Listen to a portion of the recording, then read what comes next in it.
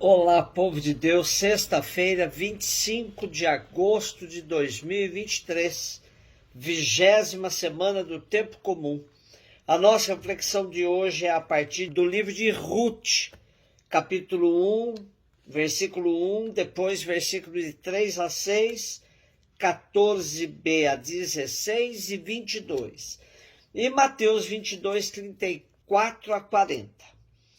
No tempo em que os juízes governavam, houve uma fome no país e um homem de Belém de Judá foi morar nos campos de Moabe com sua mulher e seus 2 filhos. Entretanto, morreu Elimeleque, marido de Noemi, e esta ficou sozinha com seus 2 filhos.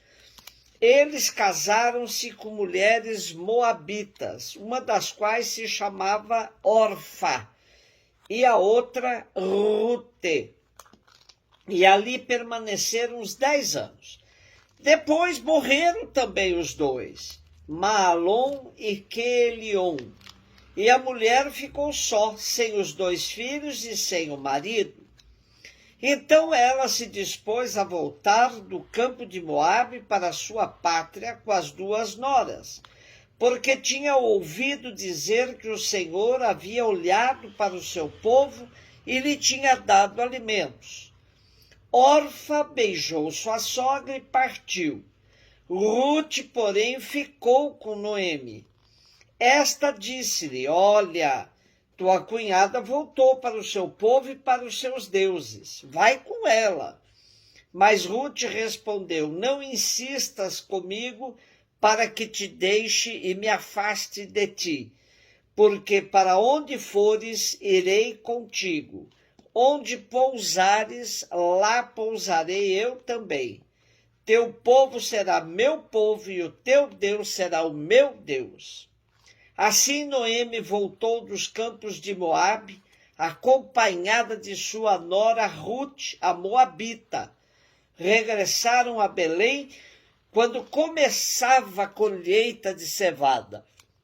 Nosso livro de hoje conta a história de Ruth, uma estrangeira que se torna filha de Israel, inserida na árvore genealógica de Davi e posteriormente na de Jesus. É composto por apenas 4 capítulos e conta uma história que ocorreu durante um período de cerca de 12 anos. Ruth é uma moabita casada com um israelita. Ele morre e Ruth manifesta uma extraordinária fidelidade à sua sogra e um profundo apego ao Deus de Israel. Finalmente, Ruth encontra um novo marido entre os parentes de seu marido já falecido. A partir deste casamento, nascerá um filho que será o avô de Davi, o maior rei de Israel. Por esta razão, Ruth tem um lugar entre os antepassados de Jesus, como nos conta a genealogia segundo Mateus.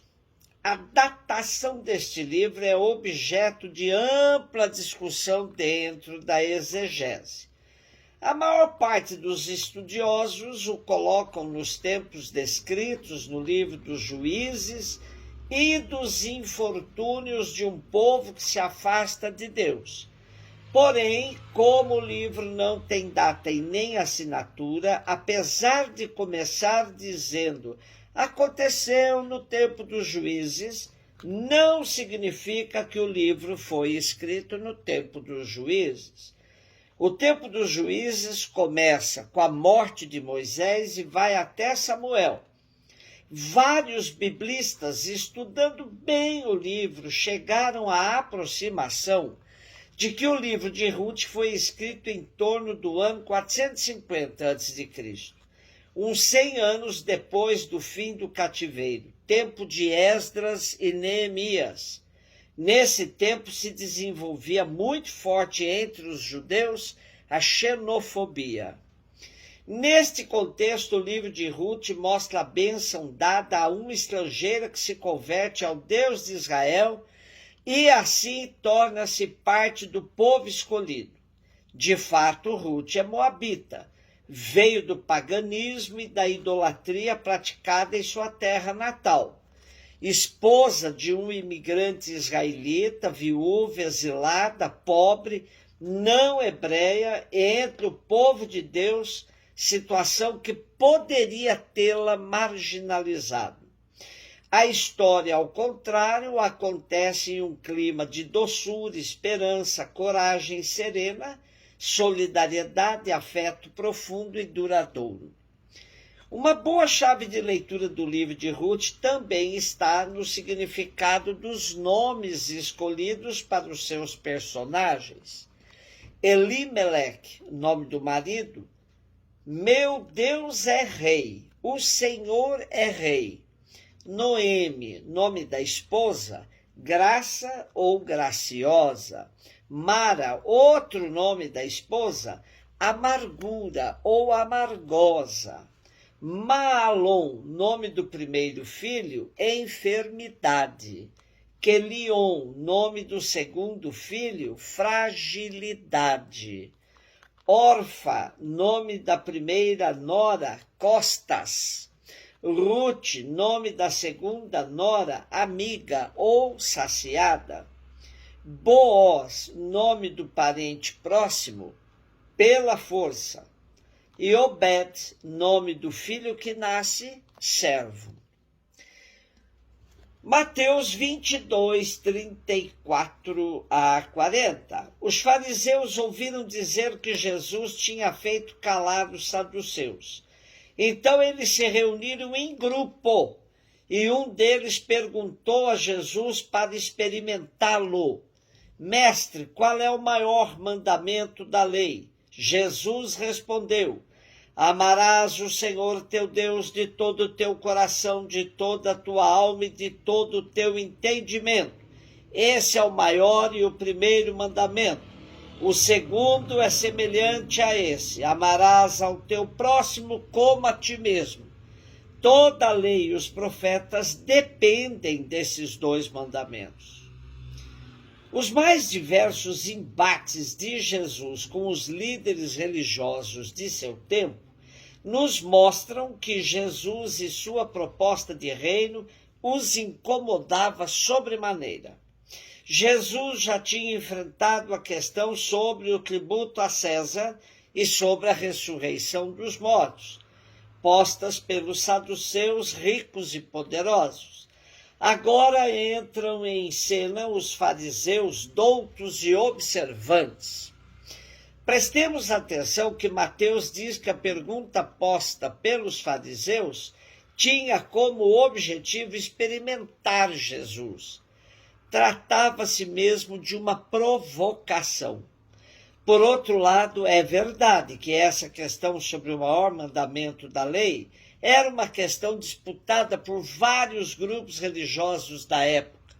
De fato, depois de terem feito um catálogo com 613 preceitos, dos quais 365 eram proibições e 248 mandamentos positivos, eles mesmos se perdiam no tocante às prioridades dentre eles. Então, desse amaranhado de leis, qual de fato é o maior? Qualquer que fosse a resposta de Jesus, ele seria acusado de estar tomando partido de um dos grupos em disputa. Por isso, Jesus foge da lógica da hierarquia dos mandamentos. Prefere ir à essência da lei, orientando para o princípio que a inspira e para a disposição interior com que deve ser observada. O amor na sua dupla vertente, isto é, para com Deus e para com o próximo. Isto não estava nos planos dos fariseus, pois eles praticavam a religião somente no sentido vertical, eu e Deus. Eu e o próximo não era comum entre eles. Ao unir os dois mandamentos, Jesus faz calar seu grupo opositor. Dizer que amarás ao teu próximo como a ti mesmo é semelhante ao amor que se deve ter a Deus, Podia soar quase como uma blasfêmia. E ainda Jesus arremata dizendo que toda a lei e os profetas dependem desses dois mandamentos.